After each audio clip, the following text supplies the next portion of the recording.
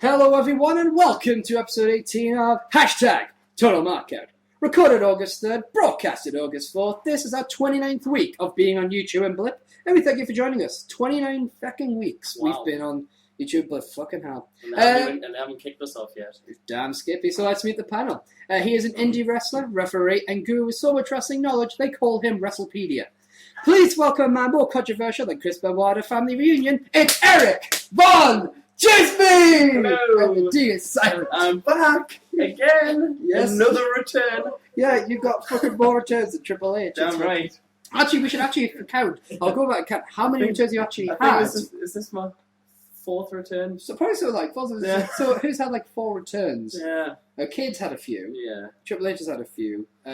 The Rock has had a few. Quite fairly few. Michaels has had a few. Godfather's had a few as different characters. Yeah, well, we don't talk about that. Like Papa Shango. What? Michaels had a few. Sure, Michaels had a few. Yeah. He had like one huge return, but Yeah. anyway. But also joining us is a special guest for the second week in a row. It's the co-producer and the founder of the weekly debate/discussion show Hashtag Shout, and the man who was unable to take the Hashtag Total Markout Quiz Championship from Dan.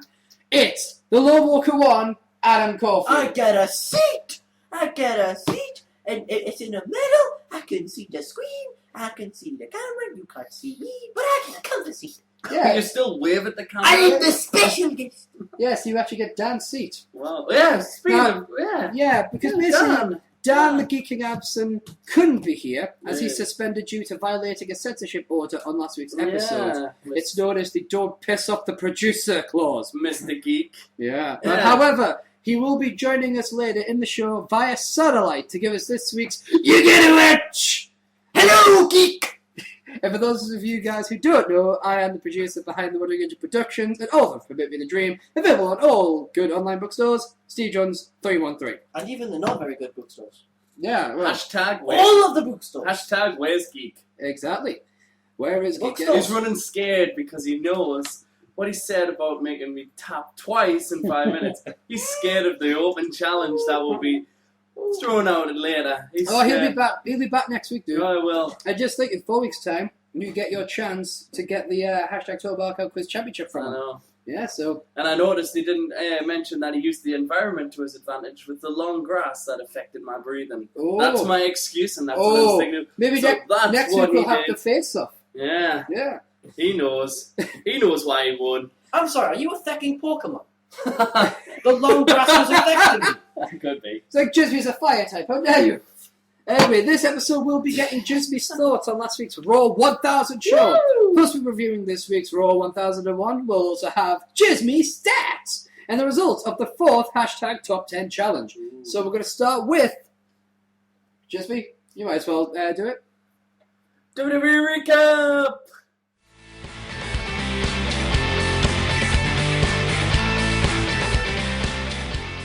Raw 1001. Yeah, well, but before we jump on to Raw 1001, Well, 1000. Yeah. you weren't here obviously last week, so I just I want to get wasn't. your quick thoughts on Raw 1000. What do My you think quick of what thoughts. Mhm. All in all,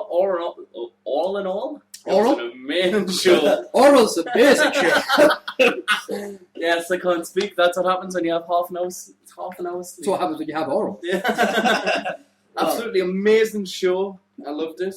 Apart from the ending. The ending was a bit skew with that. But, Even yeah. DX, I was so happy to see Oh, Billy yeah. Gunn rode out next pack. Billy Gunn got a talk. And yeah, so did X-Pac, although I don't think he should have. I don't think he was meant to have those 2 lines, but he picked that mic up. He was persistent and got his lines. Oh yeah, you're not going to Um, shut him up. What I would have loved if Brock Lesnar would have been involved with DX, he might have come down and try to maul them. They all try and attack him.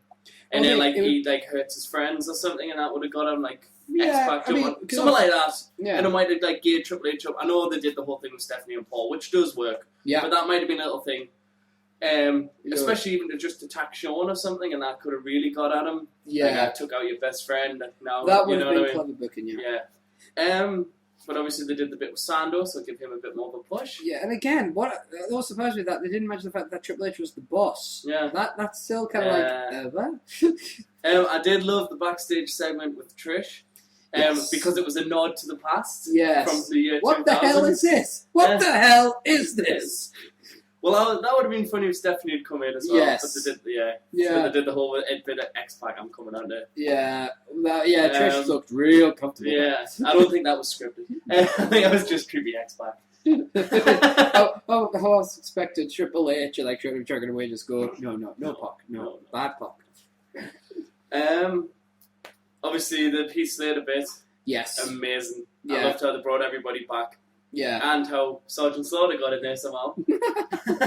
Obviously Lita, big surprise, wrestling first time in 6 years, I Oh believe. yeah. And then the APA, as soon as she said protection, I just was like, APA! Oh, I heard on the show that you knew that, so it wasn't as big for you. I hadn't myself. He's like, I didn't know about the APA, I didn't know about Lita. That was what annoyed me, because right. I knew it was going to be Lita, but the APA I didn't expect. That's why I popped when the APA came out. And you got to give Slater all the dues, like selling that. Oh, line. dude, even Wow. JBL tweeted him the next day Yeah. to thank him for Yeah. selling it. You know? But Stick my it over God, I was just like, oh, Heath, you poor guy, but nicely done. And then obviously my favourite part with The Rock coming back, challenging the WWE champion for the Royal Rumble. Can't wait. Yeah. Makes us want to wish it was January even more now. Mm. He put Bryan in his place. That's always a good thing, in my opinion. I would sooner see The Rock versus CM Punk at Mania than The Rock versus Cena, just because we've already seen it, yeah. And it was supposed to be once in a lifetime. Yeah. You know what I mean? And obviously being there, it feels a bit like to do it again. Of course, if they somehow manage to skew it so it becomes Cena versus Undertaker at Mania, that's like, you know, the one reason I'd like to see Cena versus Undertaker is just that Undertaker goes, Rob Moore, you're going to sail. If you don't sail, well, let's just say you won't be working again. Yeah. You got two choices. You got to I sell still- or I get you fired. I still say it could be a triple threat with Cena and Lesnar. Could they? You know, Could they could, they? and Punk maybe versus Taker. Now that would be Punk interesting. Austin, what's rumored? That would be one match I'm going, Yeah. Punk, you're going to lose. Yeah. And you better lose. just saying, Punk. I'm your boy, but no. You don't beat The Undertaker. You ain't been around long enough for that shit. Another more favourite moment, what had me in stitches, and I mean stitches, howling. Still does when I watch it over. Mae Young's hand. I am sorry. God. I absolutely love that. Yeah. I just loved how it had, like, they did that, because the small majority of people that probably even remember that storyline for one, but to have, like, some random guy dressed as a hand. Yeah. And it's just, yes, not another nod to the past, another nod to the year 2000, so... But I really had my slight problem that it's only been 12 years. Yeah. So Well, that it's should only be 12. years. Of Yeah, course. hand years, right? Of course. So, So hang on. So when I was younger, was my hand having sex with a minor? no, I was having sex with Mark Henry. Ah! I would the have guy who came up with that storyline with Smoking Pot when he came up with it. It was Would a high be- five. I would have liked to have seen Mark. Ah! I would have liked to have seen Mark Henry there. No, probably would have killed this heel push, but Yeah, that was the thing. The hand was white. yeah, that's what I said when it Yeah. came out. Why wasn't there a black hand? I know. That's the one thing. Mae So Young cheated on Mark Henry. Who with? We may never Don't know. say Hornswoggle. I might say Briscoe or Patterson. Probably Briscoe. It was him, Austin! Oh God! Now you're gonna want to see Mark Henry versus Gerald Briscoe in a feud. You cheated on me, man! for the hardcore championship. And also custody of the hand. It's like Eddie and Ray, only a little different. Only less serious. Yeah. Or more serious, depending on how you Just feel make it about both- human hands. Just to make it more perverse, it's an arm wrestling match, dude. Dude. This is pretty bad. So hang on. If the hand became a wrestler and did a crossbody, would not just be a flying slap? Yeah, and it would count. I would love to see it as a ref, and it just moves up and down. One. It has to fall on the floor every It time. has to like do a worm sort of thing. 1, 2. Special guest referee, Mae Young's hand. No, fuck it. You want to say is Intercontinental Champion? The minute you want to put a title on it. There you go. You'd have to wear it like a ring. What it could do, it could be a ref when Mae wins the Divas title. The screw job, the hand job. No. Just that guy comes back and goes, oh great, now anyone could just get in. I fought cancer, what the fuck did you do? I got births a hand, motherfucker. So, And Roddy Piper skipped my little Jimmy as well. yes. He didn't have I don't think he had a clue what was really going on. Like, Yeah. he was like, why do you want me to do this with our truth? Yeah. Okay, I'm here. And then So much for the serious Piper that we were going to get on Raw. That's what he said. He would only do it if he got like wanted to use him, but it clearly didn't happen. Yeah. He did get him in the end, like for the Slater bit, but well, shit happens. yeah. So all in all, decent show, Yeah, apart from the end, but obviously. Yeah, but Fuck you, Punk. I think But it's for different. We didn't like it, but for different reasons. Yeah. So Raw 1001. Oh, hang on for one other thing. Oh, If for the WWE, in my ideal world, I would love to see Rock show again. No, maybe it's not for the Rumble, just to see that match again because I love that feud. There you go. Raw 1001, we kick the show off with basically CM Punk coming down to address Jerry the King Lawler. It quite happened. Even as I said on Twitter, I was looking forward to this. I wanted somebody to call Jerry the King Lawler out of this bullshit. And again, it wasn't even because it was CM Punk. It was the fact that Jerry the King Lawler for a while now has been pissing me off. The whole, look at these people chanting for Sheamus. You mean Ziggler? Oh, no, and it's like, it's one thing to be like trying to spin the story. It's another to be like, go. You might understand if they were chanting something controversial and was trying to move them away. You know what I mean? But like, really? bring back Benoit. That would be like, oh, look at these people chanting for Sheamus. Yeah, like, fair enough, right? Yeah. But when it's clearly Ziggler, and I don't know why. Because they used to a retirement home. The thing is, though, they used to like acknowledge that the fans were chanting for heels. Yes. Or you know what I mean? They didn't used to see it. Hell, in Toronto, they call it Bizarro World. Yeah. Look, when Edge got booed. Yeah. In 2004 on the triple threat for Jericho and Batista at SummerSlam, and then he turned into the heel Edge, and look how that turned out, you know what I mean? WWE World Champions 11 times combined. But the fact that he's like, because the one thing that had me, Geek, and Adam just like, what the fuck was when Jericho Lawler said at the end of Raw 1000, he's turned us back to the WWE Universe. It's like, hang on, bullshit! He attacked The Rock. That's not turning you back on the fucking universe. It's sending a message. It could have been anyone as well. If it had been Sheamus, if it had been Ziggler, especially Ziggler, that would have been awesome. You know, that's the match I want to see. I want to see The Rock versus Ziggler. You know, especially with some other news that I have to report in the news section. And I could even throw that back to 2009, where Rock did the little interview on SmackDown. He went, who in the blue hell is Dolph Ziggler? And Dolph Ziggler could have been pissed off about that 3 years later. It's like, I'm here to revenge what you did to my dad, the King of the Ring. It's like, didn't your dad win? Shut the fuck up! That'd be my ideal job, like, the help with the script, like, to look back what they did and, like, work out the little things. Well, that would be awesome if they just had a person who did that. Like when Punk recognised Orton when he kicked him in the head at Unforgiven 08. Yeah. It was Punk who come up with that, and I'd give him all the dues there. That the story writer was like, Yeah. Oh, man. But, I mean, I'm not sure how I feel about that. I think, as a heel turn goes, because you got CM Punk on Twitter saying, it's not a heel turn, I haven't changed, I'm still a prick. You know, and that's the idea. It's like, his character is a prick, but he's a prick that everyone's getting behind. Just like, see with Stone Cold, it wasn't a prick, it was a son of a bitch. The thing is, it depends who he's a prick with. Exactly. He's a prick with, like, who's he been feuding with? Obviously, Bryan, Jericho. So, you know what I mean? Yeah. For the last few, where the fans have been behind him. Yeah. He turns on The Rock. Well, there's the majority more fans of The Rock. That's that's to me. It's like at the end, it's two opinions. You're always going to have a majority following for The Rock, right? Yeah. Although it is funny to note that a lot of the people that are like kind of cheering for Punk against Rock are old school fans who it's basically the majority is always going to support The Rock. Yeah. Out of the minority that's cheering for, say, Punk, it's not that small minority. No, not. Half of them are Attitude Era fans who are kind of like, okay, it's The Rock coming back. Who agree with Punk? It's like a spotlight thing. Yeah. I don't necessarily agree with that statement now. Obviously, it's what I was saying before WrestleMania. Yeah. The The Rock's come back for spotlight. He just wants the paycheck. Now it's more like, well, actually, I think The Rock is going to help with the buy rates and the pay-per-views and the sales, and quite frankly, we need him. Because I don't know if you've watched Raw recently, but damn, you know, even a good damn, a sad damn, not an angry damn, not a Ron Simmons / Farouk down. Exactly. Not 2 syllables. You say go down the street down. This is the sad. You got half of them who are like, the Rock's are trying to get spotlight. The other half are kids who are like, CM Punk, yeah, we love CM Punk, and indie guys and all that jazz. Yeah. But I did that for me was. Probably the sad thing is that's probably the highlight of the night for me, where he just goes to Jericho Lawler, sits in front of him, and calls him out. And I was just like, I've been waiting for this for a long fucking time. I hope there's a match between the two of them. I wouldn't mind. I wouldn't mind that. But to see Cole just constantly go, and he didn't even really heal it up. He's just like, no, he's toned it down. Maybe, yeah, I mean, he did do some healage. Yeah. He did do some healage there. Yeah.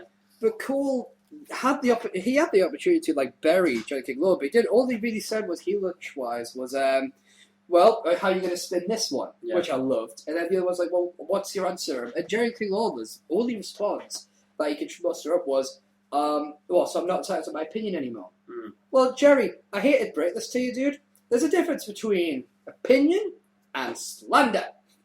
Slight difference. One is saying, I don't think the universe necessarily agrees with Punk's actions here. Fair enough. He turned his back on the universe. Not the same thing. You cunt weasel. And actually, speaking of which, talking about commentators, quickly a quick throwback to last week's Hashtag Fan Corner. If you were to choose either Dan or me to be replace Jerry the King Lawler, because that was the question, which one of us two would you pick? Because we both picked you. Yeah, I noticed that. Yeah. It'd be funny. I was quite shocked at that, actually. Well, you'd be like the next Matt Striker. Yeah. You know, only more entertaining. Right. You're like, fucking hell, man. And more accurate. That's what counts. My stats would be more accurate. I'd probably pick you. I think you'd be more opinionated. Oh, I'd be opinionated. Right, and I just think it would work better. And if, the sad thing is, Cole would have to be the knowledge guy. Yeah. Yeah, that's the one thing. Yeah, it's the knowledge. The knowledge thing, but it would be entertaining. It'd be fun to see Dan give it a shot, but like I said, we both picked yourself. Dan would just get angry. You wouldn't. Yeah, but Dan would get angry and might hit somebody. Yeah. And get fired in a week. I might get fired for my comments. Dan might get fired for his actions. There's a difference.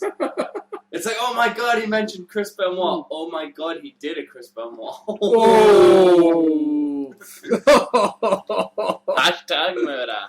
Oh, that was harsh. But then, so basically, you had CM Punk about, and then Big Show comes out. And he basically goes, you piss off with The Rock trying to get the spotlight, and that's what you're trying to do, and all that jazz. But really, we all know that when it comes down to it, I have the spotlight. You know, I'm going to be the next WWE champion and all that jazz. So, so there's Big Show. He's wanting his time in the sun. And didn't John Cena come out? Yeah, John Cena comes out afterwards. Come out to attack the Big Show. Yeah, he's like, and then CM Punk. And I did like this. I see Punk just sitting on the side, just going, what the fuck ever. And to be honest with you, though, the problem is, I think you would prefer somebody else to be standing in CM Punk's place as champion right now anyway. I could be anyone. Ziggler, anyone except The Miz, probably. Yeah. Cody Rhodes, maybe, right? But the idea that the champion is there watching the fact that he's once again at the main event is a good idea. Mm-hmm. And the fact that CM Punk, when AJ comes out and says tonight there's going to be no one contenders match between these two, you even hear CM Punk go, also, what? I'm not in the main event? These two are in the main I'm not in the main event. And again, I just love that. And it could have been anyone. Oh, yeah. Anyone in that position. I like how what you went back to the commentary. Yeah. Yeah. Oh, yeah, the coaching. You know what I mean? It's like a little another nod what he did. Yeah. Shame he didn't bring the old jacket back. But Laurinaitis isn't about as much these days, so he can't just take it off him. Yeah. Well, he's now he's in charge of like post production, script creative production, or something like that. And he's still doing dark matches for Big Show. Yeah. Well. And house shows. So yeah, this next up was a match that made my heart sink for two reasons. First of all, because the guy I wanted to win didn't win, and secondly, because it cost me potential points on the hashtag total markout hashtag fantasy wrestling league. But in a positive, it gave me points. Yeah, oh joy. It was Alberto Del Rio. Sorry, correction. Alberto Del Rio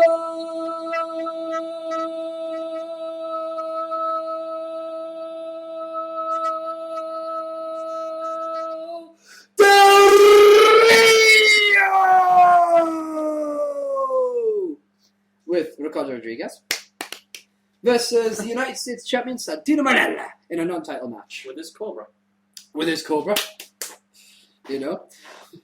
And yeah, it was a decent match, with Alberto. Obviously, both can wrestle. Alberto Del Rio, I still think is a little slow for me in the ring. Yeah. He's a little stiff. Yes. I still say he's playing it too stiff.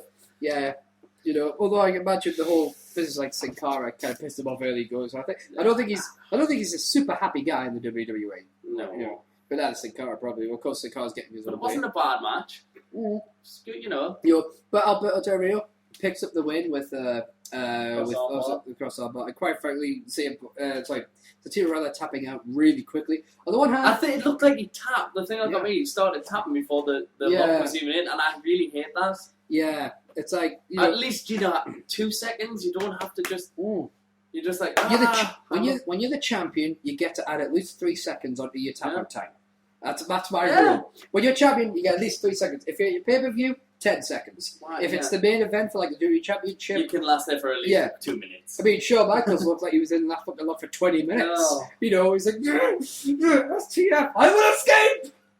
But yeah. But I won't win because it's Cena. Yeah. So 16 points to Djismie, 8 points for me. 3 points for Conor Rodriguez. It all worked. But then, after the match, he did announce that he will not be wrestling unless it is a world title match. Exactly. So that would be interesting where they're going with this one. I was thinking, is he recovering from some injuries, or are they just playing his character up a bit more? Yeah, well, so it's an interesting thing. I wonder. I doubt that'll last. I think that, especially now that they've announced who the general manager is. We're not going to announce that on the show because we still believe in non-spoiler on the show. But if you watch SmackDown this week, it'll have aired by now. By the time the show goes out, I imagine that the general manager will have something to say on the matter, but I don't know for certain because he did win the Fatal 4-Way last week to become number 1 contender for the World Heavyweight title. Yeah. So. But up next, Damien. Oh God!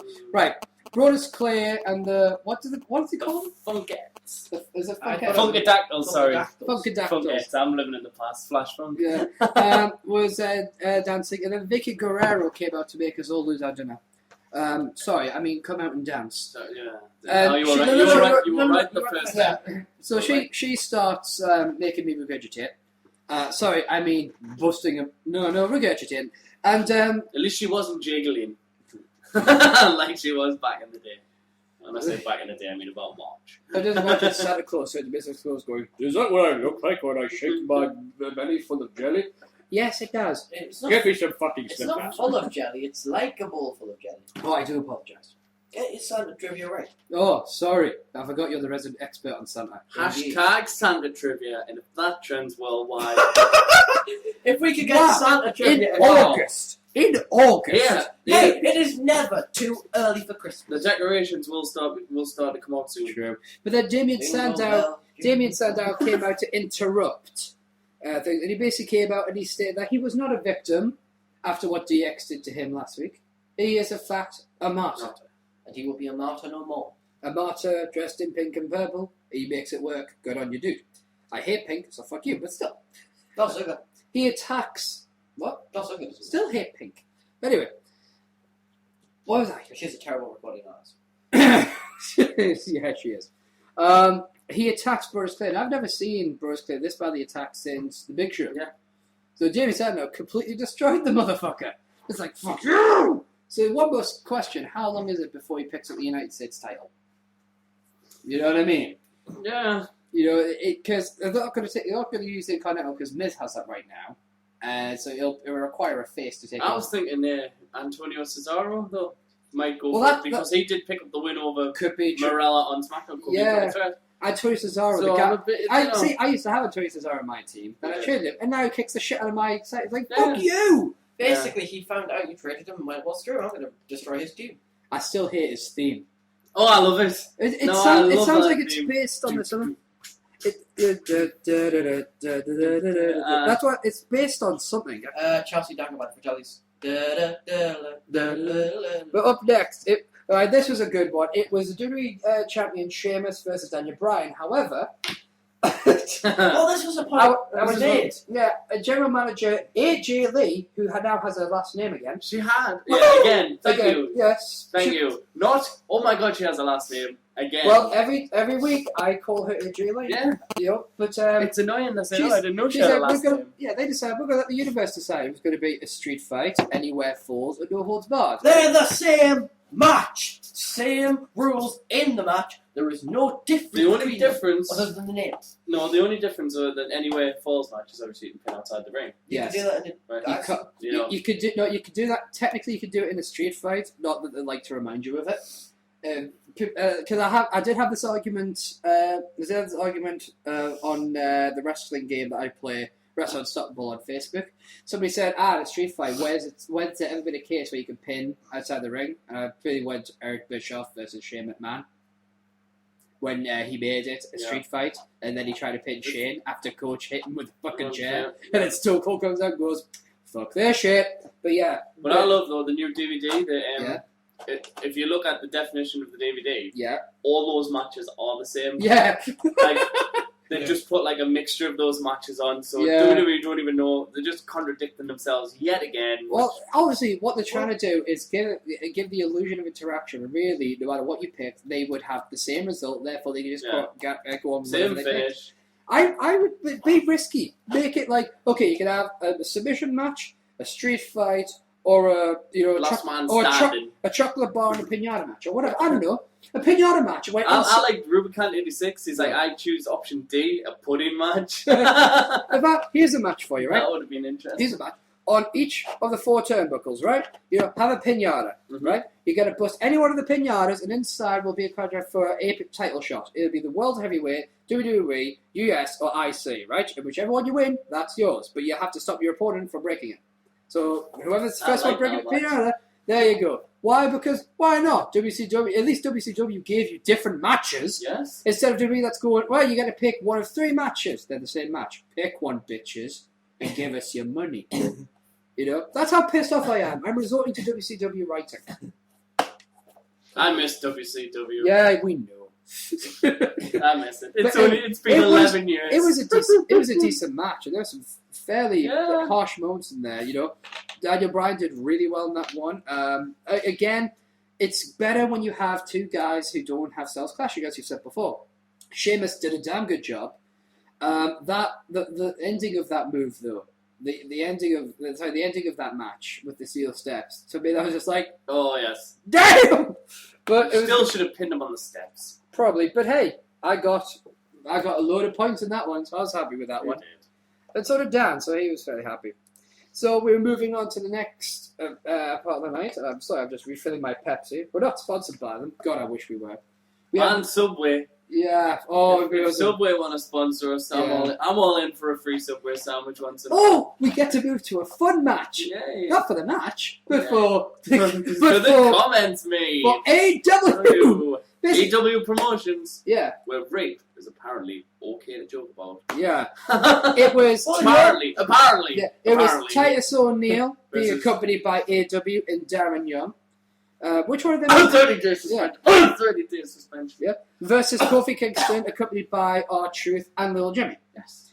And AEW... And the WWE Tag Team titles. AEW made a joke during the match where it said Titus O'Neil was like, was it Kobe Bryant in a hotel room in Chicago, in Colorado, unstoppable. Now, of all the people you could have picked, you know what I mean? You could have said anything like the Big Show at a buffet. Yeah. Unstoppable. Or like Brodus Clay in a dance competition. Jerry Lawler in a crash. Could have picked anyone. Hashtag Miss Kitty. I had another one that I can't say on the show. There's no such thing apart from... I'll type it out in a note on my iPhone so you can say what I just made a Chris Benoit joke before. I made a Chris Benoit joke for this one. Just say it. Yeah, I've already made a Chris Benoit joke. In fact, I think I've made 2. But anyway, that's beside the point. So it was a okay match. Wasn't anything to really write home about. Not that I write to people at home about wrestling matches as I live with them. But yeah, it was an alright match. Did its job. Titus O'Neil picked up the victory. That is why I couldn't say it on the show.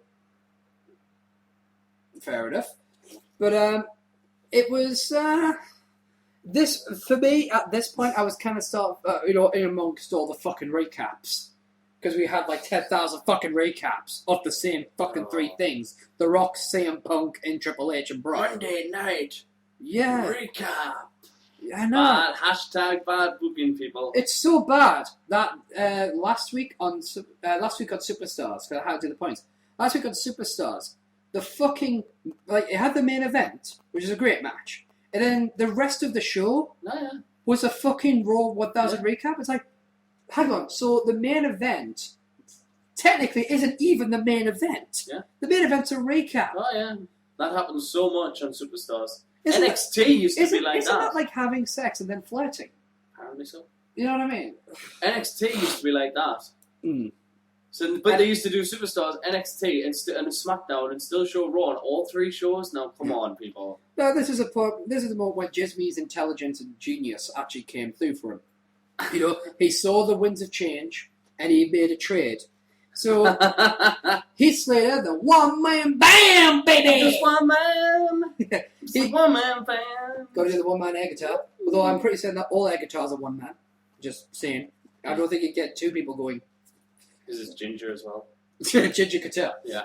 So it's an invisible ginger guitar. Damn right. That's how I picture Aren't it. all gingers invisible? Nah. In society. No, soulless. Oh. But anyway. We're offending the demographic. I actually have no problem with ginger. It's just an easy joke. Like like short people. I love a good short joke. I hope I'm I've heard of them all. I hope I'm annoying that bloody ginger guy on YouTube that goes, is that fine? Yeah. We have a soul. I'm going to try to screw you. But, basically, Heath Slater basically says, everything that's happened so far is all in the past. I'm out here. I can beat anybody, so I'm issuing a challenge to any current WWE superstar. And then, of course, I hear voices in my head. They counsel me. They understand. So the Djismie's there going, yes, the points are mine. You see, Djismie had traded out The Rock and Ryback for Rey Mysterio and Randy Orton. And lo and behold, Randy Orton returns to Monday Night Raw. It was a gamble. I knew his suspension had finished, and I thought, it DDT'd a fabulous RKO later. It was. Randy Orton picks up the win, Djismie picks up the points, and the rest of us are going, okay, first of all, fuck you, Randy Orton, for giving Djismie points. On the other hand, welcome back. You know, but that was a really good RKO, nicely sold by Heath Slater. Good return, although he hasn't quite gotten the angle of his arm thing right. He keeps going straight upwards. Because he doesn't want to do that anymore. Well, he should. Because he stopped doing that. He stopped that when he was became face. Because apparently that's a heel action. But he also stopped that because the fans were copying him as well. So he did stop it altogether. But now he thinks he can do that because he's face. And now he wants to be copied. I don't like. I like the angled. I hate face Orton. I love the cocky heel Orton. He's shaved. Have you noticed? Yep. He's shaved. He's clean shaven again. I don't think that face. Just turn heel. Just turn heel. Yeah, like proper Randy Orton heel. Heel Orton gets bored really quick. See, I disagree. I really liked heel Orton. I was a real Randy Orton mark. Like from the new generation, he was the one that actually grabbed me. Like wow. Yeah, 2 years ago he turned face and it just went downhill from there, in my opinion. Well, up next was Chris Jericho and Christian versus Dolph Ziggler and The Miz. Chris Jericho Christian reunion! 2004! I actually fucking booked this in my sort of bookmark hosted by Dan. Have them as a tag team. Former World Tag Team Champions. And nobody stole their clothes this time. Yeah. Hashtag shrinkage. They should have come in the normal attire, but been wrapped around in towels as well. Just for the sake of it. But yes. But here's the one from the match. I don't think Christian got the memo for short trunks. Just saying. Just putting that one out there. Yeah. You see, this was alright, but I felt this match kind of went on a bit. I think it seems odd to say because normally I don't really have a problem with the match, as long as it's good. But this one kind of felt like. Now, see, I'm going to go opposite because I thought it was a long match, but I enjoyed it, and that's very rare for me, especially on a Raw. So wow, that's really strange. Yeah. When I first watched it, when I got them in the ring, I was just admiring how many titles these 4 men had won between them. You know what I mean? It was like nearly every major title. Yeah, I mean Jericho between them. Yeah, I mean every single one of them at some point has been doing a world champion. Yeah. WCW champion, ECW champion as well. Yes. Yep. Obviously, IC, US, World Tag, WWE Tag, Cruiserweight, Light Heavyweight, Hardcore, European. It was just unbelievable. There's so much in here, you know what I mean? Money in the Bank winners. Yeah, I mean, again, it was King of the Ring. Great match with Chris Jericho and Christian picking up the win. You know, and you got to remember, Dolph Ziggler, he's still Money in the Bank. He is. Will he cash it at SummerSlam? Will there be a fake out? Who knows what he's going to do? Will Jericho go for the briefcase at SummerSlam?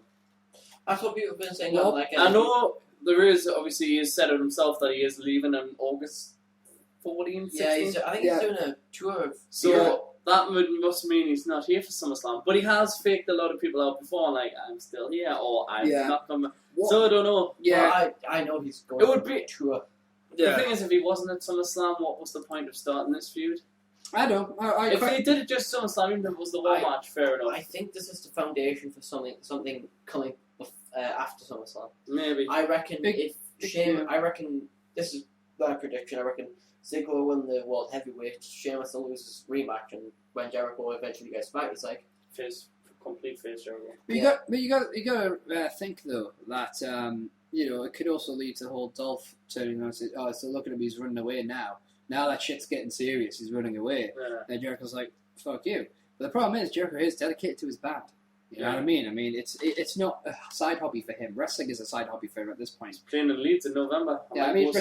Respectfully speaking, Jericho could come in and out of wrestling at any time. The thing is, he could win the briefcase and dig off, yeah. And then his random appearance for his return could be the cash-in.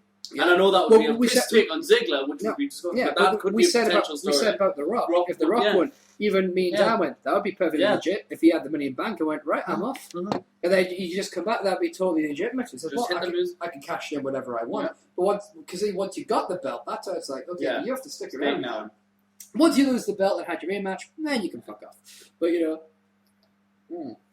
But Christian and Jericho, it was good to see the tag team back together, the chemistry was still there. The Canadian Crusaders, kicking ass. But at this point, really got to talk about the amount of recaps on the show. There were three main ones: CM Punk talking to Jerry Lawler, and that also included the attack on The Rock. You had the recap involving The Rock. Triple H and Brock Lesnar? That was replayed about 4 times. Yeah. The other one was. The other one was probably The Rock. Yeah, The Rock challenging the winner of the World Champion, WWE Champion at Royal Rumble. But what got me, you saw CM Punk sitting on the announce table. Yeah. It went to a commercial break. You come back and they recapped what they just recapped. Yeah. I know it was at a different spot, but it was the same thing. Why didn't you just do that whole recap then commercial break and go away? It was really. They need to change that for this week. Now, up next was a match we've seen before. It was Tyson Kidd versus versus Tensai. Racist. With Sakimoto, King of the Kicks. Mm. And I love Sakimoto. Tensai. Now, this pisses me off, right? Tensai won that match. Yeah, I called this when he started beating him down. I just went, for fuck's sake. Here's my question: why do referees have the right to reverse a decision? Based on the fact that after the match he kicks a shit out of him? I've been in this situation myself as a ref, and I had to reverse a decision. But why reverse it? Because he went too far, that's why. But unsportsmanlike conduct. Yeah, but Tensai didn't go too far, but the guy I did went too far. But it was after the match. Yeah, but think about it. Okay, this is a complete jump, but in the context of the Olympics, we won an event, but because of some bull crap during the thing and after the thing, we got automatic taken from us. Yeah, but this ain't Olympics, kid. This is wrestling. This is wrestling. This is real, damn it. I can't really call you kid because he's 16 now. Happy birthday. For Saturday. Thank you. Yes, last week he turned 16. When he said The Dark Knight Rises. It was awesome. It was. But basically, Tensai wins, but then... Bane should fight Tensai. Tom Hardy actually does want to do MMA. Was it MMA? He did... No, sorry, boxing. He challenged David Hayter to a boxing match. I know that has nothing to do with wrestling, but that would be interesting to see. But Tensai won. But then because he started beating the shit out of Tyson Kidd after the match, referee reversed I don't know, it seems to be a thing that they brought in 90? I want 90s? Sakamoto to kick Tensai's ass. I would love to see that. I want Sakamoto to go, Rah! Kick in the face. Yeah. But the decision got reversed, so I was a bit pissed off at that. I reckon Sakamoto... Because I wanted points. Sakamoto just turned around... Then the whole aftermath of that was the apparent racist out. About, he was talking about Sakamoto. Was it driving to Sakamoto was driving the car, and he said something like, "You got to be careful when a Japanese man's driving the car." And he slapped him and said, "Open your eyes." Yeah. Now this kind of a comment would be fine. It was fine when he was working in Japan. It would have been fine. What was he called in Japan? Giant Bernard. Giant Bernard. And he made those comments all the time. The Japanese just thought it was part of his character. It would have been fine 10, 15 years ago in the WWE as well. Yeah, but in the Western civilization, we have no such... Not to turn this into a shout because everyone's scared of being offended. Not PC these days. But anyway, it was the What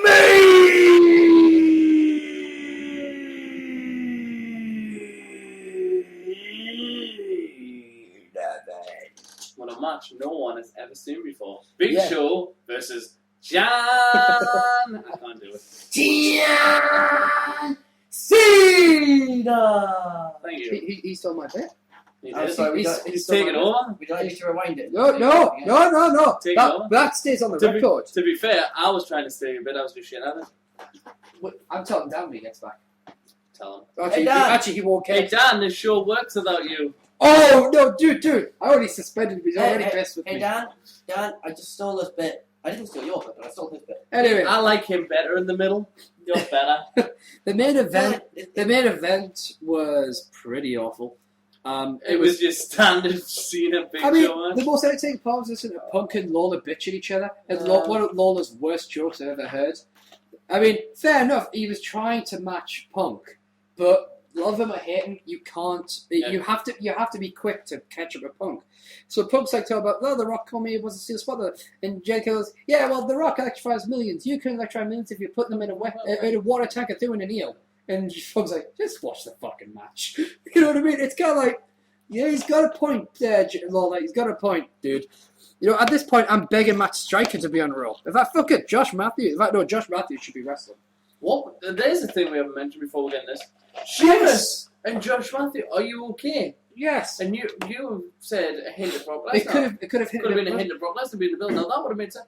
I want to know what that was about. Well, me and Dan, actually, we had to head to a meeting earlier this week, and whilst we're on that route, we were talking about this very thing. And we both kind of, Dan's point of view on the matter seemed to be more on the lines of, it looked more like, not a shoot, but just not scripted. And maybe Josh just happened to be down that day, and the camera guys were like going, dude, you're supposed to be walking towards us. Because they can't just like stop recording. They have to wait for Sheamus to walk off camera. That's the whole, whole walk towards the ring thing. There is a term for it, the whole walking to the ring. The walk, maybe. But so he theorizes that it was like an unscripted moment where Sheamus just happened to notice that Josh seemed off a bit. He was asking if he was all right, if kind of forgetting where he was for a moment. Yeah. I think it would be great if it was more like a hint at Lesnar or something, because that would make sense. Mm-hmm. But who knows? Maybe we'll never hear anything of it. Probably not. No, but basically, go back to the main event. It ended in a no contest when John Cena had Big Show for the AA. Punk runs in, attacks Cena, and then basically all the kids cry. You know, and Anna. And basically said, and the winner of this match is none of you, because you're both losers. At which point I was like, no, Big Show's not a loser. Big Show is good. Cena, on the other hand, he's a twat. You know, yep, he really is. Cena's the freaking teacher's pet golden boy you meet in school who, for some God knows reason, everyone loves him. But, and of course, no, Cena. People think we dislike John Cena. Cena is the principal's son. Yes. He picks on anyone he likes, you know, but he can't get in trouble because he's the principal's son. And my son would never do such a thing. And he's not actually any good at picking on people. I don't not like John Cena. I despise John Cena. I don't like him professionally. You know? Personally, I don't know the guy, so I'm like, I don't care. All I hear are rumours and or other people's opinions, like Kenny Dykstra and all the jazz. And I despise Kenny Dykstra. There's a name I haven't known in a long time. Oh, I've not heard what he was saying. Well, basically, CM Punk leaves, and then AJ Lee comes out in her Stephanie McMahon outfit. Yes, very Stephanie McMahon. Which I'm not disagreeing with. But basically, just a more midget version of Stephanie McMahon. Yeah, but basically, she announces that at SummerSlam it will be CM Punk defending against both Big Show and John Cena, leading CM Punk to come out and scream at her like, "That's not fair. I don't care, the GM." And AJ Lee just looking at him, good. Don't care. You didn't watch my match, you son. Yeah, you didn't watch my match. I think Kane's going to get the PR for the AJ somewhere along the line. Probably. But yes. Oh, we didn't mention, speaking of that, we didn't mention the Daniel Bryan Hall. Oh, yes. Well, you go right ahead, dude. Being what you were saying, that what didn't make logical sense, he was taken away. I like that. It doesn't make logical sense. Yes. As opposed to what kind of sense? Common sense? Probably. Yes. Sense of taste, sense of touch. Well, sense of taste, definitely. Yes. Well, he got took away by the men in white coats. Yes, he initially got taken away by the men in white coats, and then he had to be... they weren't indie wrestlers at all. No. There weren't. One of them wasn't Matt No. Mason, No. who I was really pissed off with because I actually wrote a character years ago called Matt Mason, and the fact that there's a wrestler called Matt Mason, was just on behalf of me, fuck you for your name. I don't care if it's your real name, but fuck you for it. I created Matt the Metal Mason years ago! There you go. Copyright. Damn Hashtag right. copyright. Actually, it is copyrighted. Well, there you go. Sue. Sue! I will sue, damn it! You'd be like, dude, it's my name. Bastard. Anyways, Is it your real name? Yeah. No. Sue! They got took away and there was a random little doctor. Yeah. He was probably one of my favourite parts of all, that doctor. You know the funny thing was, the fact that the doctor found Daniel Right. Bryan sane by the end of it, Yeah. that's the only thing which made sense to me. Yeah. I was like, actually, that makes sense. Yeah. Because what he has is, it's just, he's like, you know, if I was a doctor, I said, you know what, I you loved need to take at least a month off. Yeah. See, Right. here's the problem. By I love the law, plots. by law, the general manager doesn't have the power to like have you carted away, but she can demand that you undergo a psychological evaluation. Yeah, which that was, to be Yeah. fair. So, to me, it did make sense. But the whole idea of the 4-man white coat, bullshit. Security, now as she said, security guards are going to take you to the back. That's different. But- because that's for your own protection. Nah. But Brian saw Goatface. Greatest of all time. Yeah, Did you say Goatface? I did, actually. Yeah. Like, it's And a- then Kane appeared. oh, it's I'm your anger management coach. Let's promote another show on a different network. and gave Adam weapons points. So there you go. Yeah, I was saying this going, does the wall count as a weapon? Yeah. It does. Well, Oh my The god! thing is, because when Tensai attacked Tyson Kidd ages ago, Yeah. I had to give Jismie weapon points for the locker. Yeah. It was like, fuck. Do I have to? And Dad's like, well, it's a weapon, technically. It's like, well, fair enough. the thing is, will it be Charlie Sheen versus Bryan, or will it be Charlie Sheen in Kane's corner versus Daniel Bryan? Or will Who it be cares? a tag match? Who cares? He's going to be doing coke in the corner anyway. Very true. So he doesn't do that anymore. He's meth. winning. He does meth. But anyway, Actually, so that was Raw. That was Raw. Two, three and a half. To be honest with you, I found this week's NXT more exciting. At least it was important. This week's NXT was Gold Rush tournament. yeah, Gold Rush tournament. So I'm pissed off that I know Drew McIntyre isn't on. It isn't like an NXT guy. He's like SmackDown and that. But fuck it, I don't give Drew McIntyre the NXT title at this point. I give him anything. Fuck, I give him See, Mr. I'm pleased to put guys in like yeah, this. I'd give him Mr. Socko anything.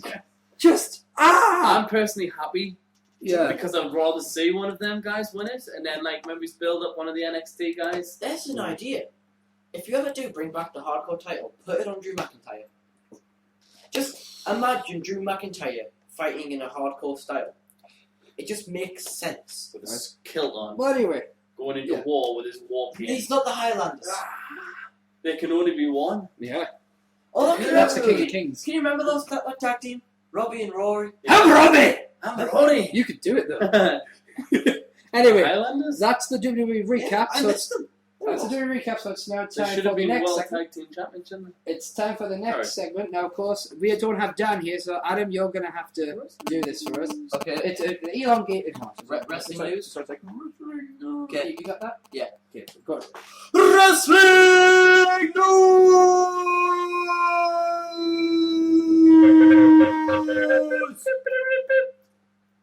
Hashtag improvised. Yeah, we like that. Play that jingle, boy.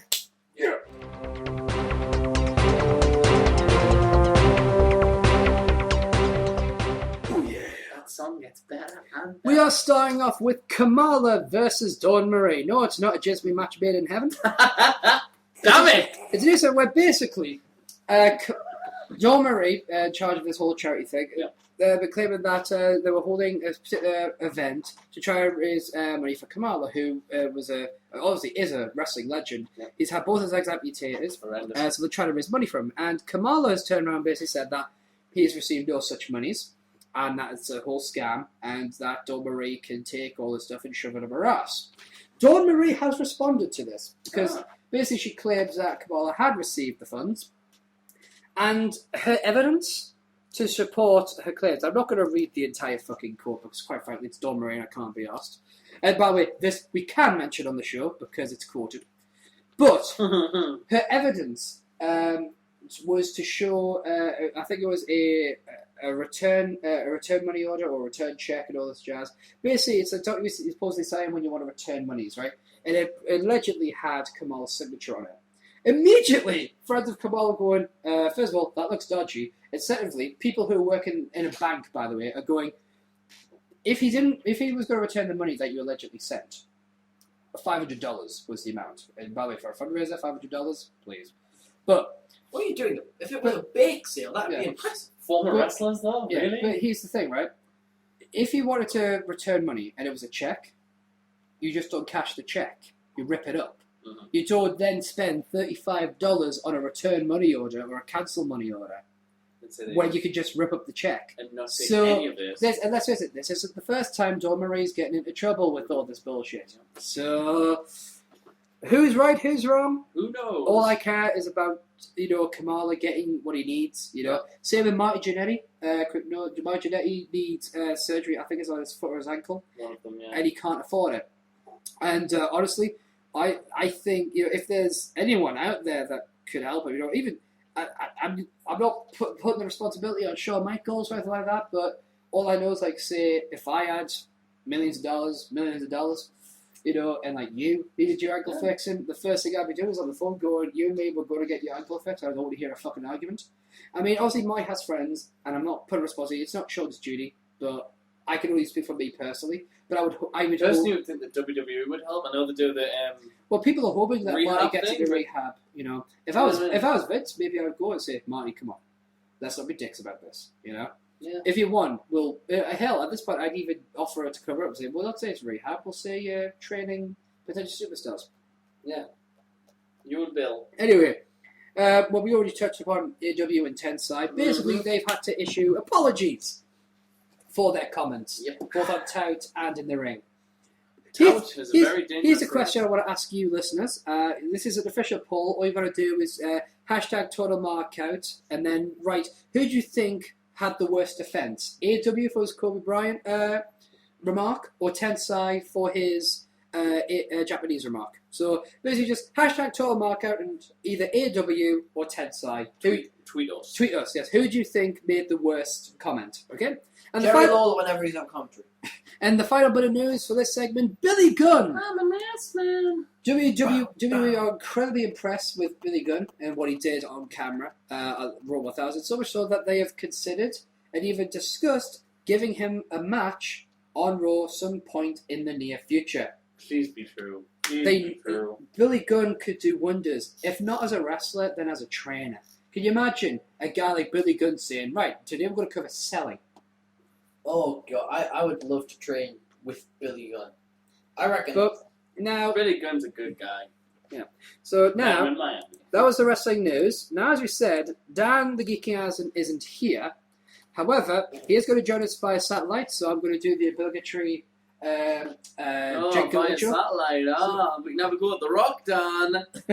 For you, we get That's just dance to Geeking. So anyway, let's go to You Get Rich!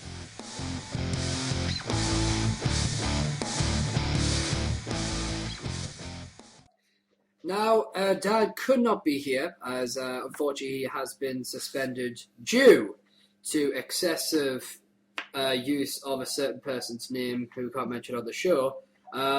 So he is, though, joining us via satellite. I do believe there is a bit of a delay. Dan, are you with us? Yes, I am. Yes, I'm here. Right. Now, obviously, you could be here, but you still have your You Get a Match for this week, do you not? Yes, I still got You Gotta Watch. Yes, I'm very well. I'm going to say it's bullshit. I'm suspended, by the way. Well, bullshit.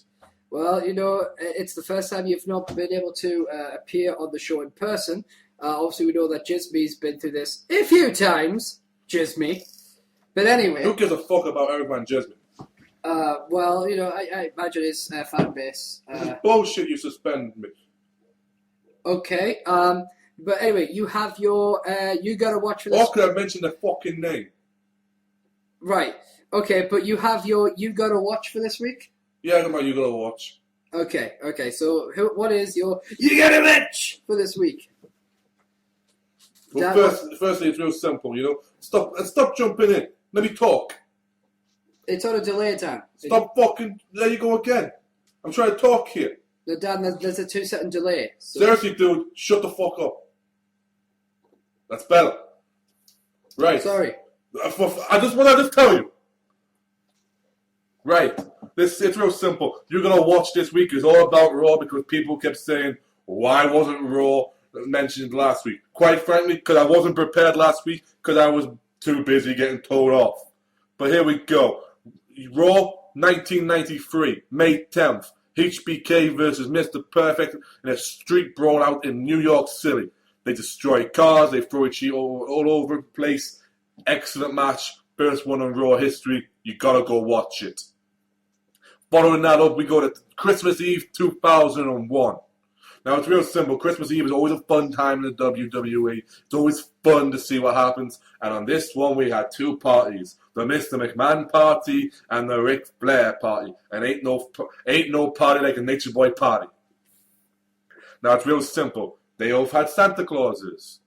Now, while the Nature Boy Ric Flair had Tajiri Claus and his lovely assistant, Mrs. Wilson, Tori Wilson.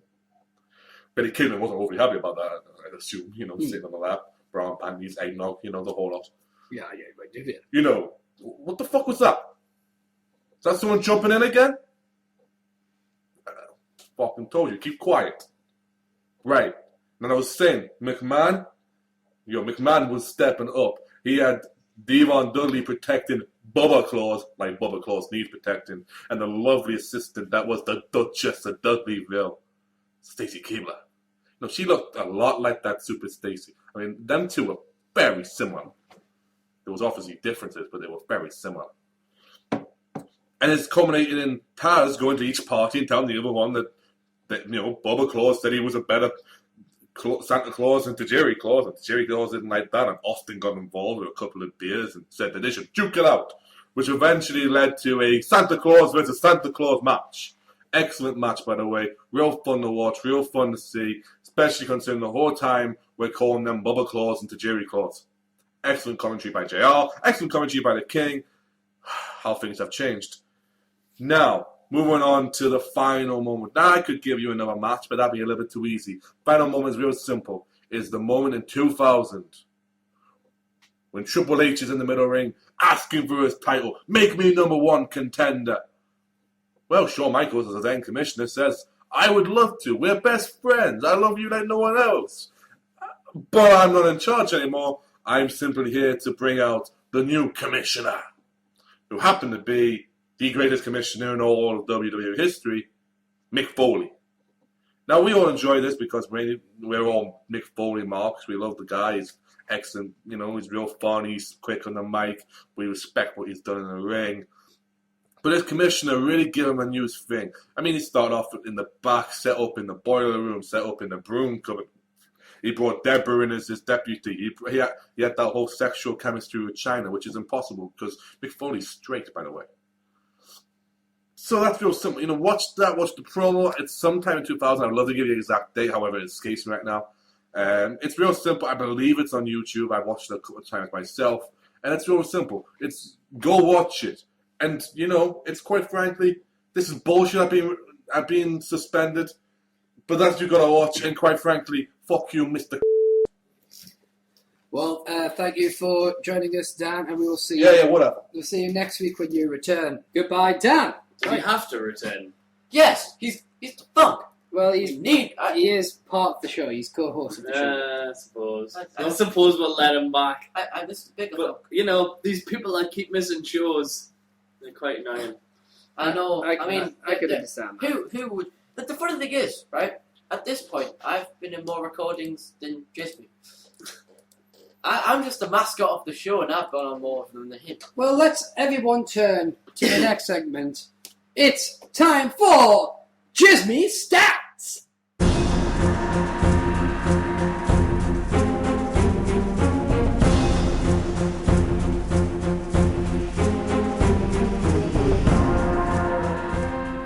Tune. Yes, it's sweet music to your ears. It really is. It makes me feel proud. So, what are your stats about this week, Jismie? This week, my stats are on Kofi Kingston. Boom! Boom! Boom! Dan. When Dan gets back, he will kick your ass. Yeah, I'll steal them. Boom, bitch. Hey. Dan, I know I only get Hashtag boom. Yeah. I only get one a day. Hashtag I only get one a day. You know what? I promise We that. only get one. Well, a bit more. Boom. Hey. This man, Kofi Kingston, is a former 3-time Intercontinental Champion. He is also a former 2-time United States Champion. Ooh. A 1-time World Tag Team Champion with one of Dan's favourites, CM Punk. Yep. And a 2-time WWE Tag Team Champion. Once with Evan Bourne, and he is the current champion with R-Truth. I forgot his raid with that Evan Bourne. Yeah. Boom. Yes. Boom. Hashtag suspended. Well, half of them. You know, he reckons that he's ready to come back in the next few weeks. It's like, no, you're not. No, you're not. No, you injured your foot. Yeah. No, we don't want you back. Anyway, some other interesting things about Kofi Kingston. His first official loss on a televised match for WWE was in a 24-man tag team match on ECW just before WrestleMania 24. It was all the competitors for the ECW Battle Royal, which came on. He also won his first title on his first official match as a Raw competitor at Night of Champions 08 when he defeated Chris Jericho. Which title was that? Was that Intercontinental? Yeah, Intercontinental, yeah. Alright. And my last stat was an interesting one. Kofi Kingston and Mickie James were in the first, as far as I believe, intergender title match. First one since Val Venus and Trish versus Eddie and Chyna at SummerSlam 2000 for the IC title. Was that against Santino and Beth? Beth, yes. This is the first, as long as I can, as far as my knowledge goes, this was the first time ever in an intergender match both titles had been on the line in the same match, which unfortunately ended that reign where he defeated Chris Jericho to, as you said, Santino and Beth. Yeah, I'm just surprised I remember that one. It's like, yay! Maybe I don't have wrestling Alzheimer's. And my final stat, Kofi Kingston ended Randy Orton's undefeated streak at Survivor Series. Wow. There you go. And that, they were Jismie stats. Ah, yes. Correcting our grammar as we go as well. See, we may improvise, but when it comes to grammar, we're not sloppy. Damn Skippy. Let's move right on to the next segment. Ladies and gentlemen, it's the most interactive segment next to Hashtag Fan Corner. It is Hashtag Top 10! 1, 2, 3, 4, 5, 6, 7, 8, 9, 10.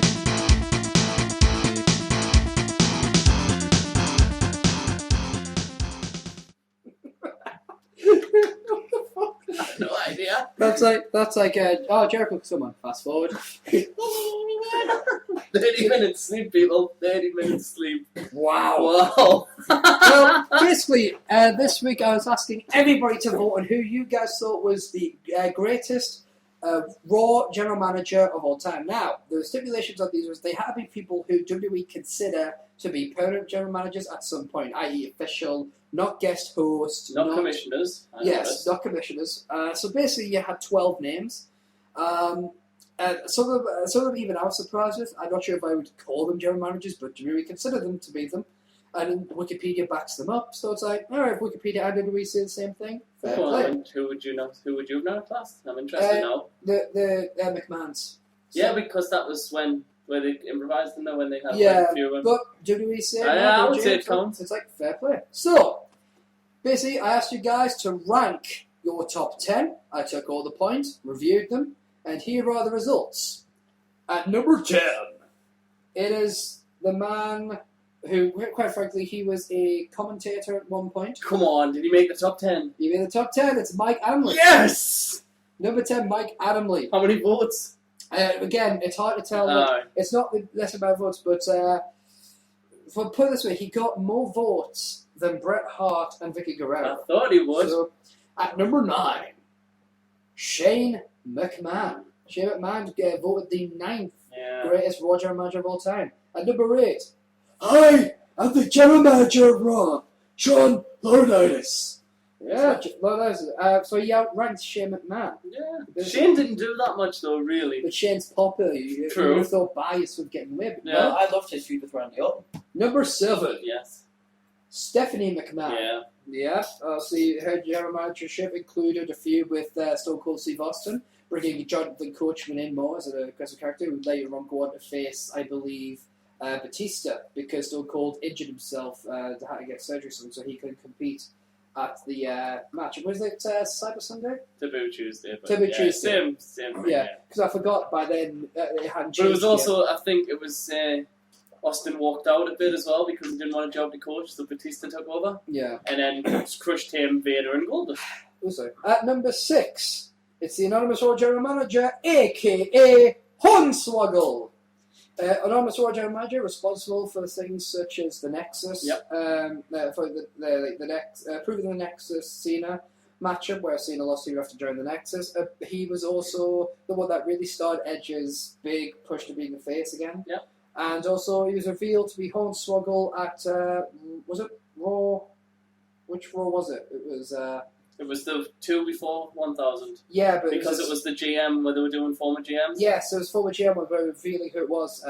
Which oddly, episode 999 didn't have a GM. Yeah. I didn't get that. But anyway, at number 5, former commissioner of WWE, Mick Foley. I thought he would have got number 1. Mick Foley, number 5.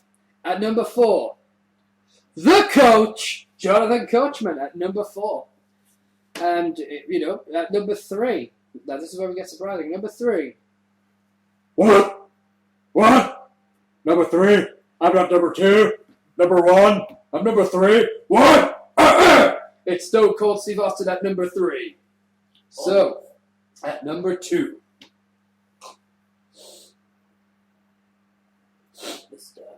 The name's William Regal. And he is number 2. Regal, it was the first man, basically. Triple H defending his WWE Championship in the main event. William Regal decided that the fans didn't deserve a match, and he ended the show. That was class. No, he did this twice, I believe, where he turned out all the lights. Turned the power out. Yeah. But they still finished the match, and he still saw it the next week.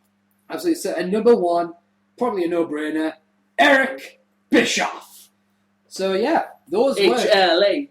And those were... That's for you, Dan. That's my one positive. That's for you, Anne. And that was the top 10 greatest Raw general managers of all time, as voted for by the fans of hashtag Total Markout, the greatest wrestling podcast next to Roddy Piper, because let's face it, he's a legend. And Colt Cabanas. And Colt Cabanas, but we don't want to... Scotty Coleman.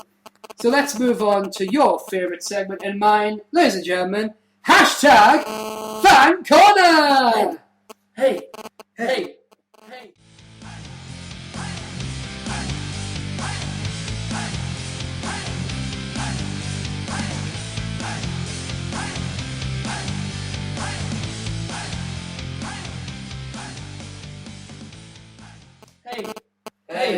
And we're back. Hey. So, Jismee's got some questions. I've got some questions. So, a lot of questions. How about you ask the first question, Jismee? You've got it on your phone, dude. I'm not on that at the moment. All right. Well, I'll ask the first question. You ask that while I'm loading. This is from @Cedar's Lesbian Fan. Hi, Anne. Hi, Anna. Hello. Is it Anna? Anna. Right? Because I always keep every time I say Anna, it's Anna. Anna, right. So, she asks, who is your favourite champion of all time? Any title, any company, any era. So, any champion, so who is our favourite champion regardless of what title they held and which company and when they held it? Regardless of which company. Yeah. Okay. Any title, any company. I have 2 that are on par with me. Okay. One is from old school ECW, that'd be Terry Funk, when he won the ECW Championship, and I believe barely legal. Right. And he's going to hate me for this. CM Punk when he picked up the ROH title. The promo he cut after that picking up that title was better by far than any promo I'd seen at the time we were away. Those are my 2.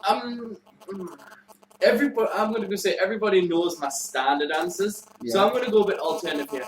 My favourite champion apart from Hogan Rock Sting is Raven as hardcore champion and his 27 reigns. Obviously, I know he had to lose it, and I know a lot of them were at house shows, and a lot of people discarded the hardcore title as meaningless by at that time. But I just think a guy who put the belt on 27 times, you trust that guy with that belt.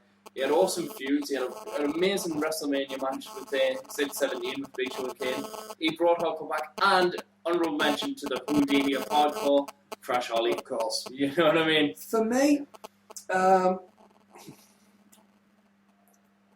it's a bit of a horror. It's going to come down to two, right?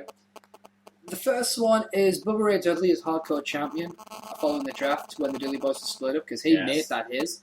Coming down. The second one is Eddie Guerrero's to be champion, not because he died. I mean, let's be blunt. A lot of people like it just because he died and they want to remember him very well. And the reason I love it is because when he got that title, he understood what it was worth, and he made you believe in that worth. I mean, Brock Lesnar didn't do it any harm. Like, no disrespect to Brock, but Eddie really brought out the prestige of that title. Yeah. So those two are my favorite of all time. Our next question again from Anna. What has been your favourite and worst feud to watch of all time? And there haven't been any restrictions placed on this one, so it could be any company. Guess any company again. Best feud. We'll go with the positives. Yeah, so positive. Best feud to watch of all time. Ooh, there's so many. For me, Shawn Michaels and Chris Jericho, and you could pick either one. You could pick either one. Either the one that culminated up at WrestleMania. Which one was it? You have to help me, Jismie. Which one? WrestleMania 19? WrestleMania 19. Where the Hogan attacks them. Yes. Yeah. Or the more recent one, which culminated into a ladder match for the world title. Yeah, but that was great. That's probably one of my best ones. And you could pick either or because they were both as good as each other. Because the first one was childhood, it was basically childhood versus icon. The second one was legend versus a veteran. So it was one of those huge things. I'll probably put that match for me between Chris Jericho and Shawn Michaels, like the secondary feud, was on par for me for what Shawn Michaels and Sting would have been. Because it's that legend versus icon kind of deal. So it's like, for me, I'll probably enjoy those feuds as much. What about yourselves? Best feud to watch? I'm still stuck between two. One, of course, is again another ECW one. Just Incredible and Tommy Dreamer, which culminated at Guilty as Charged. Right. Just the amount of emotion in that match and the kind of the build-up to it was insane. And the other one? It would be back in the days of the corporate ministry with the man and stuff, and it'd be Undertaker against them, Undertaker against Triple H, and it'd be like that. Okay. Myself, I love Rock, Mankind, Mick Foley. Yeah. The Last Man Standing. St. Valentine's Day Massacre, the I Quit match at the Royal Rumble, the ladder match on Raw for the title, the back and forth title changes, what I love in a feud. Yeah, absolutely amazing. And also obviously Rock Hogan, love that. Yeah. But another one, a man that really can't stand, Triple H, Rock, because it was another one of those where it went on for about 6-7 months. The title traded again. You brought Kurt Angle in there, you brought Chris Benoit in, you brought loads of you had the DX still in there, McMahon Helms era, the Rock, and I just loved all that. You had Undertaker and Kane team with the Rock and turns and this and that, and it was just amazing the amount of people that got involved. Yeah. And I just love anything like that. For me, and Nation versus DX. Of course. My worst one to watch of all time was John Cena versus the Nexus. That was your worst one? Oh God, it wasn't, the only highlights were the Bret Hart's return, the formation of what is like akin to like the Justice League or the Avengers of WWE, where you got like Edge, Jericho, and Cena and Morrison. The Great Khali, who got took out. Yeah, Daniel Bryan. Yeah, but the whole storyline just culminated into nothingness. Yeah, well, I think they put CM Punk in that and it just ruined it as well. I think it was on a dying and it made it. I think it could have worked, but the whole thing with CM Punk leaving didn't help matters. And that became its own storyline. And then Nexus went from a possible resurgence to just dying out like the NWO did. To Mason Ryan, McGillicuddy, and David Otunga. I think my least favourite feud of all time was Cena and The Miz. There's argument for that. Cena, because Cena is boring as hell. The Miz, at the time, boring as hell. So put it together, you get me wanting to smash my brain against the wall because it would be more entertaining. And then I would paint my perfect feud with the blood and brain bits.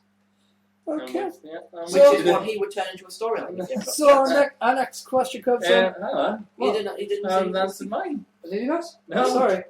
We got sidetracked by my brain. Yeah. I thought you did for some reason. I've got to go with feuds.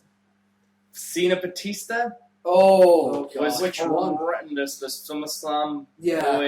Where they won the tag titles, and then they've had a match, and then when it accumulated 2 years later to Batista finally quitting.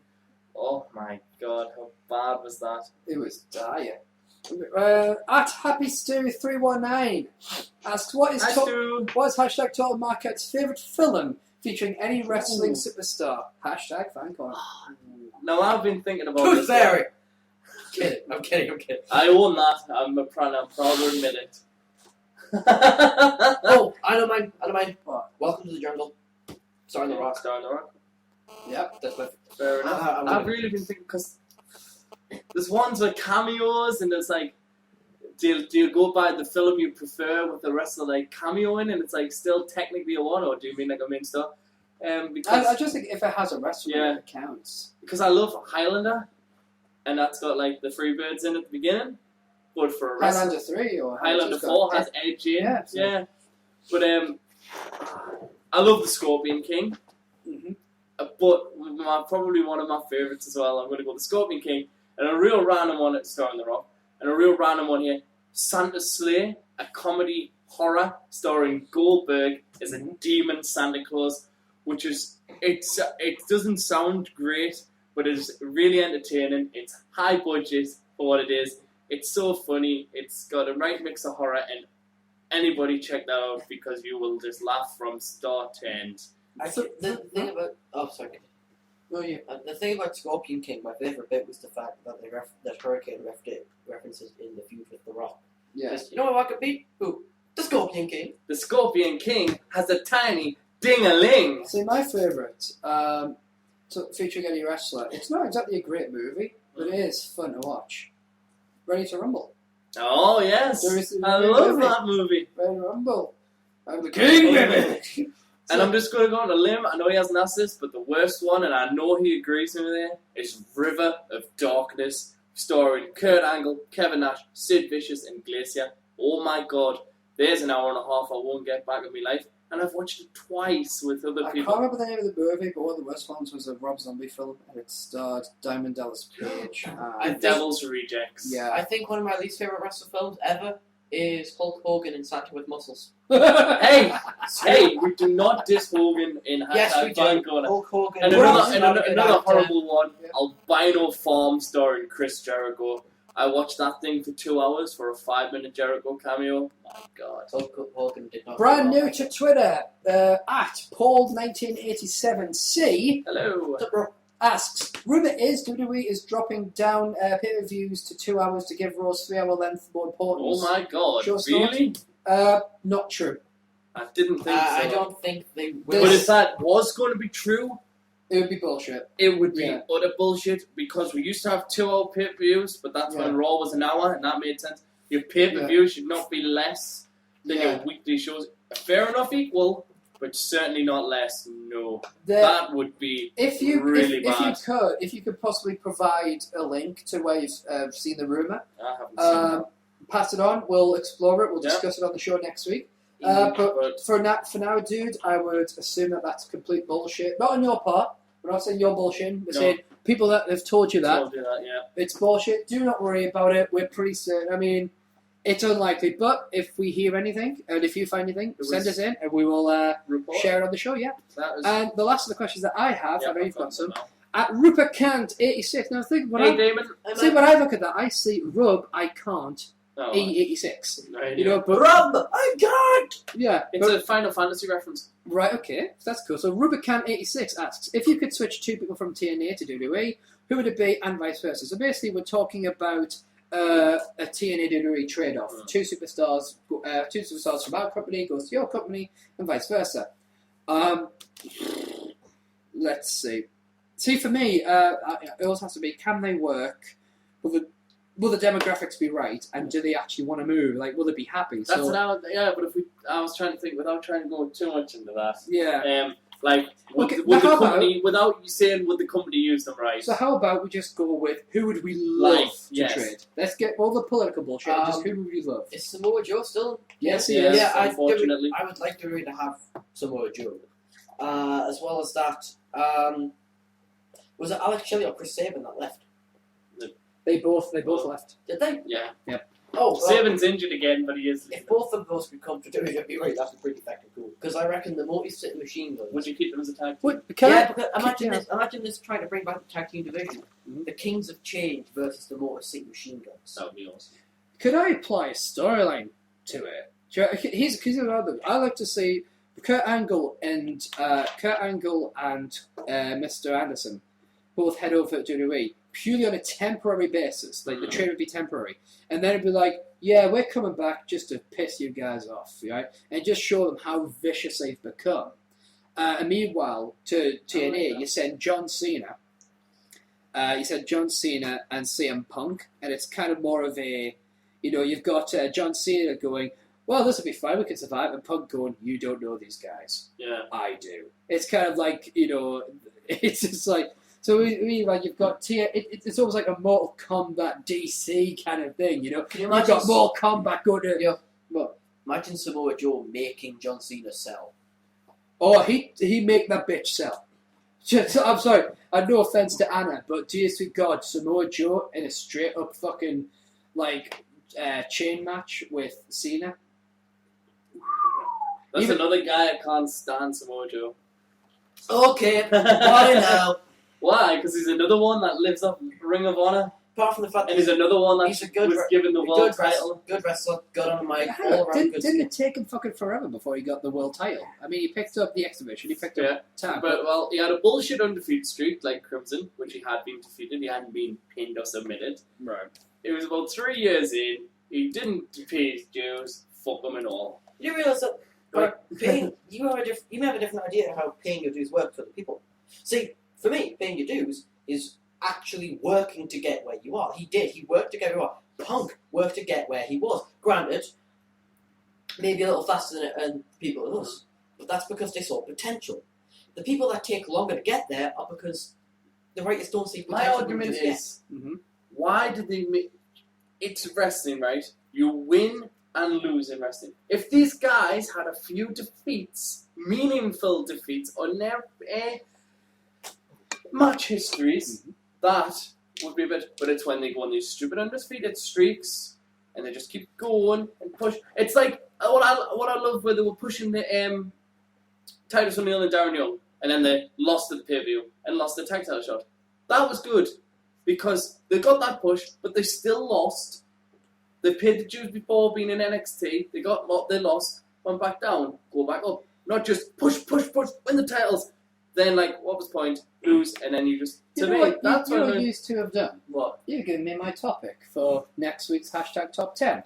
Ah. Most undeserving WWE and world champions of the 21st century. Nice one. And that's going to be a long list. It's going to be really difficult. It would. I might play nice and split it down Right. into both titles. But yeah. But anyway, you But got two I would trade. I would put John Cena and TNA straight away. I would just love to see. I really would. I would just like feed him to the wolves, see what happens. See if he would be over in TNA, which I don't think he would. Do you know what we should do? Yeah. Tie Cena up, throw him to Chikara, and just see how long it takes for him to crack. No, but the thing is, Shikara, it's not... the thing about... People have this idea, like... see, TNA's crowd, or the old ECW's crowd, would kill him.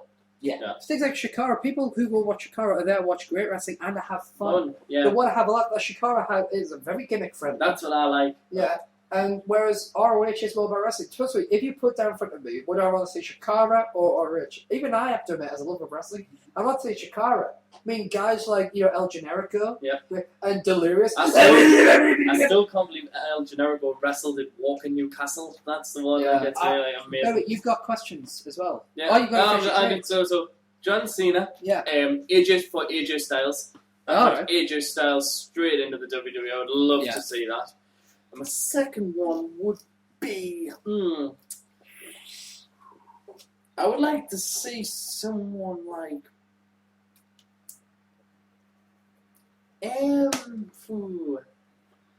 maybe Sheamus. And see what he would do in TNA. And swap him for... I might put Bully Ray back in the WWE, but as in like Bully Ray now, like as a singles competitor, obviously, and give him a push in the main event in the WWE and see how that would work. See, the thing is, I would send Drew McIntyre over, but chances are he'd stay because I'd use them. Yeah, they actually. But that's what we're saying. We're not trying to pull politics in here. So your questions, Jizzy, you have some questions. My first one is from @Steven. He wants to know what our favorite heel act is. Not favorite heel. He says his is, e.g., Flair getting DQ'd for the Dudleys for punching with a closed fist. So one of your favorite heel actions. Well, do you want to go first? Yeah. Favorite heel actions. Well, I'm going to go a couple of mine. Straight away, Triple H and Katie Vick. Because I'm sorry, if you're trying to frame someone for having sex with a dead body, you have certainly crossed the line, and that's pretty heelish, trying to portray it. Also, JBL and Eddie Guerrero's mother with the heart attack at the house show. Yeah. Eddie's idea. Eddie's idea. You bring it, but you know what I mean? You're trying to, like, I don't make the mother the heart attack, and Randy Orton, PG, raping Stephanie McMahon. That's for you, Dan. I don't know really whether they were heel at this point, but when the Dudley Boys used to put superstars and divas through the table. Yeah. So you won the match. Well, guess what? You're screwed now, boy. They were face. Yeah, were they? And it's a pretty heelish thing to do. Yeah, but it was depend who they did it on. They did it to Tori from DX heel. They did it to Trish from TNA heel. They did it to Mae Young. Very heel. But that was at the beginning of the year. So okay, well, tell you that's a face. No, but like I say, it's still heel-ish. It's like I say, wrestling's on your opinion. It depends what you think.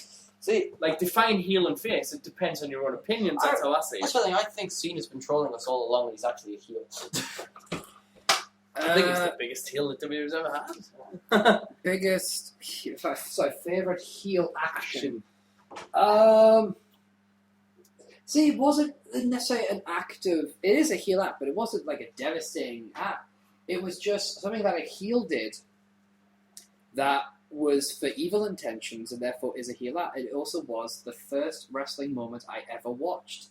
It was, and when I say that, I mean it's because obviously I've seen a lot of things. Most stuff that I've seen from an earlier time is retrospective. Like I've gone back to watch it. The first wrestling moment I ever saw, the first time I put on a television and saw something on TV that was wrestling related, was the one moment when Vince McMahon went, "It's me, Austin! It was me all along!"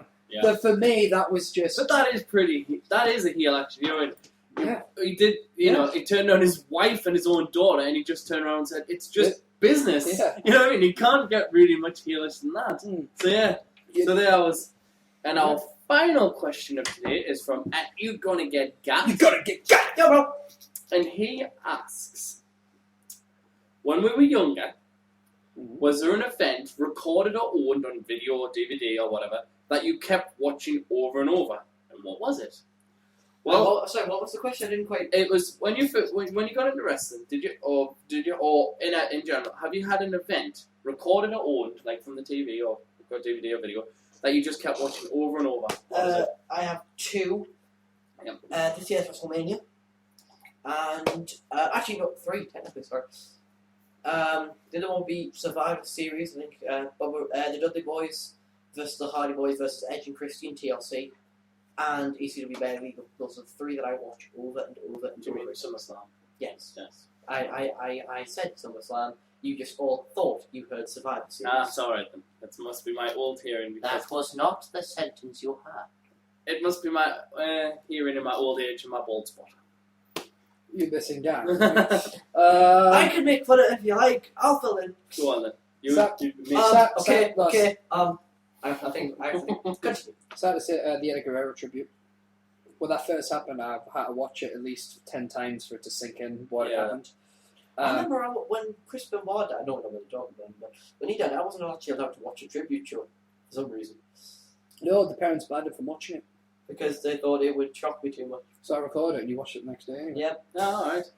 Mine would be tip from Channel 4, Royal Rumble 2000. I did have videos when I was younger from the earlier pay-per-views, but for that one, it was just, I love that event. To this day, I can still watch it. Just all the matches on there, and I love the Royal Rumble. And when I've actually bought it on VHS properly, it got watched even more and more, and I just love that event. So Royal Rumble 2000. Awesome stuff. And that was #Fan Corner. You know, we've only had one argument. It was like a minor one on the show. Well, really, the major arguments you need Dan for, because he has a very loud voice. And Exactly. he gives them more gravitas. it's like fire, right? If you lose one of the 3 aspects of fire, you don't have a fire. Yeah. Just like with a Total Markout argument, you need all 3 members of the Total Markout team. Otherwise, it's not a Total Markout argument. The thing is, we pretty much agreed on this week's Raw. Yeah, there's 1 or 2 things we disagree on. But Anyway, there's one thing we all can agree on. That it's time for the greatest segment on the planet. #Shameless plug. So not my tweet of the week. No. That's the greatest reception. You don't tweet enough, so you don't count. And you unfollowed me, so fuck you. Well, it's We got that argument. Roll the feckin' jingle thing.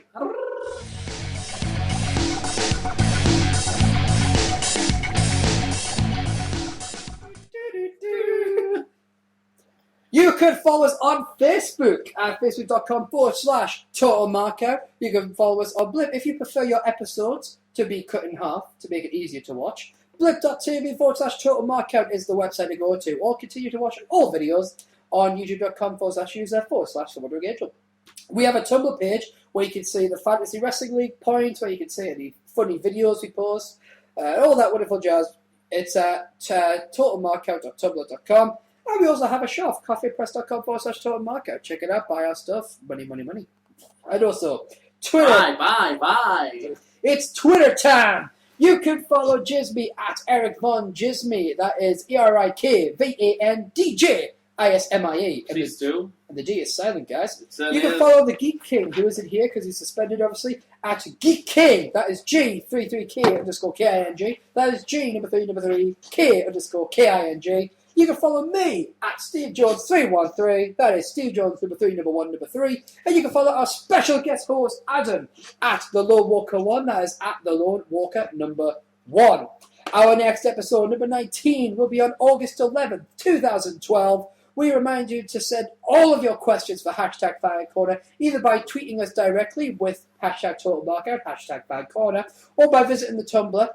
Just go to our Tumblr page at totalmarkout.tumblr.com.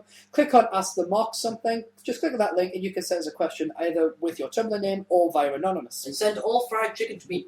Yes, all fried chicken to Adam. And that is all for this week's episode of #Total Markout. Aww. I know, it's gone by quick, But I'm SteveJones313. He's the Lone Walker 1. Indeed I am! And this is Erik Van Djismie. D is silent, people. Unless D indeed I is am. silent. And next week, it's the confrontation. Dan is back. And what will Djismie and Dan have to say to each other? Find out on... Adam. Right, Adam? Yes. He does the hashtag. I did total. I have to shout markup, don't I? You have to shout mark. Okay. Dan needs to just bring it. So, are you ready? Yeah. So, find out on next week's episode of #. Total Markout!